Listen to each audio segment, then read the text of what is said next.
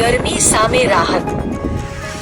હાલ ઉનાળાની સિઝન ચાલી રહી છે। સૂર્યનારાયણના પ્રખર કિરણો અંગેની દઝાડી રહ્યા છે। ગરમીમાં બપોરે બહાર નીકળવું મુશ્કેલ બની રહ્યો છે, ત્યારે ગરમી સામે રાહત આપતો ઉનાળાની સિઝનમાં જ કુદરતી આપેલ ફળ જે જમીનથી ઘણી ઊંચાઈ પર લાગતું હોય, તાડના ઝાડ પર તાડગોટી, તાડફળી લાગતી હોય। ખાસ કરીને ગ્રામ્ય વિસ્તારોમાં રાજપીપળા તરફ વાઘેથા સહિત ગ્રામ્ય વિસ્તારોમાં વહેલી સવારે તાડના ઝાડ પર ચડી તાડફળી તોડી લાવી હાલ રાજપીપળા પોઈચા રોડ પર સહપરિવાર તાડફળી વેચવા બેસેલા જોવા મળે છે। 100 રૂપિયાની 500 ગ્રામ લેખે વેચતા જોવા મળી રહે છે। આવતા જતા રાહદારીઓ આ ઉનાળાનું ફળ ખરીદી અડધી મીઠી મધુર તાડફળી ખાવાની લિજ્જત માણે છે। વાઘેથાના ભાઈના જણાવ્યા પ્રમાણે તાડફળીની શરૂઆત હાલ ઉનાળો શરૂ થતા શરૂ થઈ છે,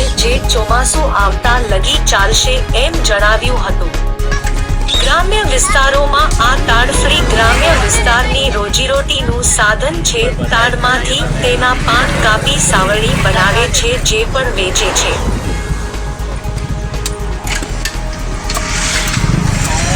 મુકેશ ખત્રી, ચાણોદ।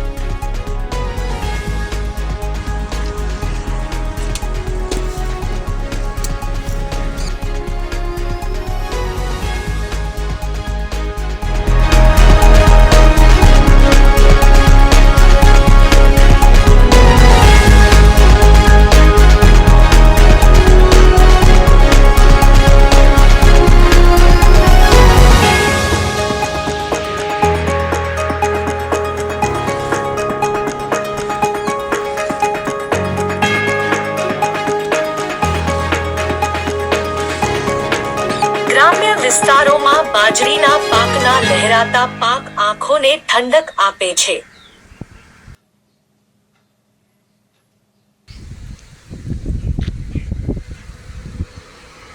હાલ ગ્રામ્ય વિસ્તારોમાં પસાર થતા રસ્તાની બાજુમાં બાજરીના પાકના ડુંડા અવસ્થામાં આવેલ હોય લીલા લીલા બાજરીના હરિયાળા ખેતર નજર પડે છે કે તેની વચ્ચે પક્ષીઓથી પાકને બચાવવા ખેતર મધ્ય ઊંચો માંચડો કરી ગોખણ લઈ ગુફામાં પથ્થર નાખી હાકોટા પાડતા ગોફણ ગોળ ગોળ પક્ષીઓને ભગાડતા હોય છે। આવું જ એક ખેતરમાં બાજરી